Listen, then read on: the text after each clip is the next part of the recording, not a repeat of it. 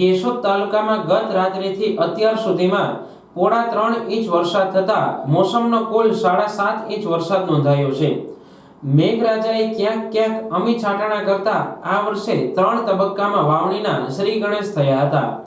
હાલના વર્ષે દર વર્ષની સરખામણીએ 4 ગણી આગોતરી મગફળીનું વાવેતર ઓછું થતું હોય ગત રાત્રિથી મેઘરાજાનું સર્વત્ર આગમન થતા કેશોદ તાલુકામાં 3 ઇંચ જેટલો વરસાદ થયો છે, જ્યારે મોસમનો કુલ 7.5 ઇંચ વરસાદ થયો છે। છેલ્લા એક દિવસથી મેઘરાજાની ધમાકેદાર એન્ટ્રી થતા ખેડૂતોમાં ખુશીનો માહોલ જોવા મળી રહ્યો છે। મેઘ સવારીથી ખેતરોમાં રસ્તાઓમાં પાણી જોવા મળી રહ્યું છે।